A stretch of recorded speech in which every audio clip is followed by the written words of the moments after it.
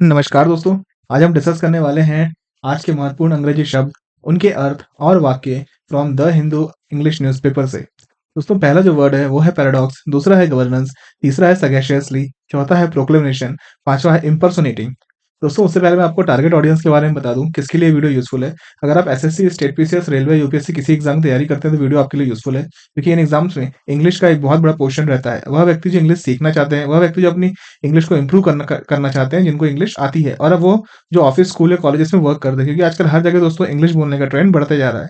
दोस्तों पहला जो वर्ड है दोस्तों वो है पैराडॉक्स। पैराडॉक्स का दोस्तों जो हिंदी मीनिंग होता है वो होता है विरोधाभास।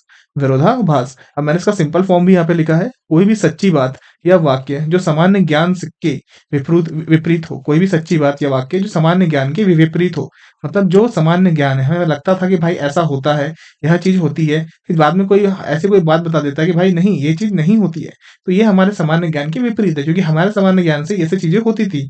तो इसे हम कहते हैं पैराडॉक्स, है ना दोस्तों। अब इसको वाक्य प्रयोग देख लेते हैं, पहले इंग्लिश में देखते हैं। My grand mother talk was very paradox but it was interesting. My grand mother talk was very paradox but it was interesting. इसी वाक्य का हम लोग हिंदी अनुवाद देखते हैं। मेरी दादी माँ की बातें बड़ी विरोधाभासी थी लेकिन दिलचस्प थी। मतलब मेरी दादी माँ हमेशा मुझे कुछ ऐसी बातें बताया करती थी जो मेरे सामान्य ज्ञान, मतलब मेरा जो सामान्य ज्ञान है, मेरे ज्ञान से, मेरे नॉलेज से वो बातें प्रूफ नहीं होती थी। मैं मानता था कि ऐसी बातें होती है, मगर ऐसी बातें नहीं होती थी। तो कुछ ऐसी बातें मेरी दादी माँ मुझे बताया करती थी। अब दोस्तों अगर हमें आप इस वाक्य को देखें, इस इंग्लिश के वाक्य को, तो इसमें मैंने वॉज का इस्तेमाल किया है। यहाँ देखिए वॉज का किया है, यहाँ देखिए वॉज का किया है। तो इसका मतलब क्या है, ये जो वाक्य है ये पास्ट टेंस का है। कौन सा? Past tense. मतलब इस वाक्य का जो भी अनुवाद होगा, जो भी हम इसका ट्रांसफॉर्मेशन करेंगे हिंदी में, वो किसी ऐसी घटना के बारे में होगा जो भूतकाल में हो चुकी है, जो पहले घटना हो चुकी है, उसी को हम लोग पास्ट टेंस कहते हैं दोस्तों। अब दोस्तों जो दूसरा वाक्य है दोस्तों वो है गवर्नेंस। गवर्नेंस, इसका दोस्तों जो हिंदी मीनिंग है वो है शासन। शासन, है ना। अब दोस्तों हम इसका वाक्य प्रयोग पहले इंग्लिश में देखते हैं, फिर इसी का हम मीनिंग हिंदी में भी देखेंगे। इंग्लिश में अगर मैं इसका वाक्य देखूं दोस्तों तो वो है nowadays due to the digitalization governance becomes better. Now due to the digitalization government becomes better. अब दोस्तों इसका यहाँ अगर हम हिंदी अनुवाद देखते हैं तो वो होगा दोस्तों, आजकल डिजिटलाइजेशन के कारण शासन बेहतर हो गया है। आजकल डिजिटलाइजेशन के कारण क्या हो गया है, शासन बेहतर हो गया है, अच्छा हो गया है। अब दोस्तों ये जो सेंटेंस है इंग्लिश का दोस्तों, अगर आप यहाँ पे देखिए मैंने बिकम्स का यूज किया है। मतलब दोस्तों ये जो है ये प्रेजेंट फॉर्म का सेंटेंस है, प्रेजेंट फॉर्म का। तो इसका जो अनुवाद होगा वो कैसा होगा, वो किसी ऐसी घटना के बारे में बता रहा होगा जो प्रेजेंट में चल रही है, जो वर्तमान में चल रही है, वर्तमान में चल रही है ना दोस्तों। दोस्तों जो तीसरा वर्ड है दोस्तों वो है सगैशियसली। सगैशियसली, इसका अगर मैं हिंदी में मीनिंग देखूं दोस्तों तो वो है चतुराई से। चतुराई से। अब दोस्तों हिंदी मीनिंग से सब कुछ समझ गए होंगे। अब इसका इंग्लिश में पहले वाक्य प्रयोग देख लेते हैं, इंग्लिश में सेंटेंस देख लेते हैं। How sagaciously he counters my words. How sagaciously he counters my word. अब इसका हिंदी अनुवाद देखते हैं। वह कितनी चतुराई से मेरे शब्दों का प्रतिकार करता है।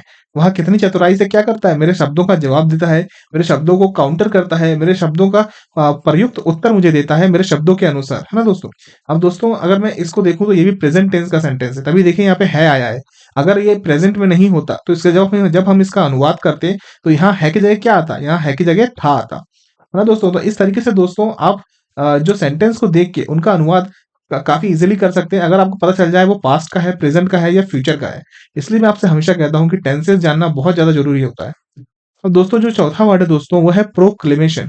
प्रोक्लेमेशन, प्रोक्लेमेशन, है ना दोस्तों। अब दोस्तों इसका जो हिंदी में जो मीनिंग होता है दोस्तों वो होता है घोषणा। घोषणा, है ना। अब हम इसका वाक्य प्रयोग देखते हैं, पहले इंग्लिश में देखेंगे फिर इसी का अनुवाद हम हिंदी में भी देखेंगे। Teacher done the proclamation that all student come in a well uniform tomorrow. All student come in the well uniform tomorrow. Teacher ने, अब हम इसे हिंदी में देखते हैं। अध्यापिका ने उद्घोषणा की, अध्यापिका ने क्या किया, उद्घोषणा की कि कल सभी विद्यार्थी वेल यूनिफॉर्म में आएंगे, अर्थात ड्रेस होके आएंगे, वेल यूनिफॉर्म पहन के कल सभी विद्यार्थी आएंगे। ये टीचर ने क्या की, उद्घोषणा की। तो दोस्तों उद्घोषणा और घोषणा ये सब पर्यायवाची ही शब्द है, तो आप यहाँ पे घोषणा भी लिख सकते हैं, मगर वाक्य को सिंपल और समझ में आए इसलिए मैंने यहाँ पे उद्घोषणा का इस्तेमाल किया है ना दोस्तों। अब दोस्तों जो हमारा पांचवा और आखिरी वर्ड है दोस्तों वो है इम्पर्सोनेटिंग। इम्पर्सोनेटिंग। अब दोस्तों इम्पर्सोनेटिंग का जो हिंदी मीनिंग होता है वो होता है प्रतिरूपण। प्रतिरूपण। अब मैंने इसका सिंपल फॉर्म भी यहाँ पे लिखा हुआ है। किसी के बोलने और व्यवहार की नकल करना, किसी के बोलने या व्यवहार की नकल करना। बचपन में हम कई बार अपने दोस्तों की, भाइयों के, रिश्तेदार की जिस तरीके से वो लोग बात करते थे, हम उसको नकल कर लिया करते थे, है ना दोस्तों? स्कूल में भी कई बार हमने किया है। इसी को हम लोग क्या कहते थे? इसी को हम लोग कहते थे मिमिक्री। मिमिक्री, है ना दोस्तों? अब इसका इंग्लिश में वाक्य प्रयोग देखते हैं। आई impersonates my younger brother and it is to funny for me. I impersonates my younger brother and it is to funny for me. इसी का है दोस्तों हिंदी में वाक्य प्रयोग देखते हैं। मैं अपने छोटे भाई का प्रतिरूपण करता हूँ और यह मेरे लिए बहुत मजेदार है। मैं अपने छोटे भाई का क्या करता हूँ? प्रतिरूपण करता हूँ, नकल करता हूँ, और यह मेरे लिए बहुत मजेदार है। दोस्तों ये जो वाक्य है ये प्रेजेंट टेंस में, क्योंकि देखिए यहाँ पे है आया है। अगर प्रेजेंट में नहीं होता तो यहाँ पे क्या आता? यहाँ पे था आता, है ना? अगर पास्ट में होता तो दोस्तों इस तरीके से आप वाक्य को पहचान सकते हैं। तो दोस्तों ये थे हमारे डेली के 5 वर्ड्स। डेली के हम 5 वर्ड्स देखते हैं तो मंथली आप 150 वर्ड्स को देख लेते हैं, 150 इंग्लिश वर्ड्स को लर्न कर लेते हैं, 150 इंग्लिश वोकैब्स को देख लेते हैं। दोस्तों ये सुधार करता है, इंप्रूवमेंट करता है आपकी इंग्लिश रीडिंग, इंग्लिश राइटिंग और इंग्लिश स्पीकिंग में। और दोस्तों ये हेल्प भी करता है आपके वेरियस कॉम्पिटिटिव एग्जाम्स में। दोस्तों अभी चैनल नया है इसलिए आपको सब्सक्राइबर कम दिख रहे होंगे, मगर इसी तरह इंग्लिश वर्ड देख के अपने वोकैब को स्ट्रॉन्ग करने के लिए आप हमारे चैनल को लाइक, शेयर और सब्सक्राइब जरूर करें। धन्यवाद।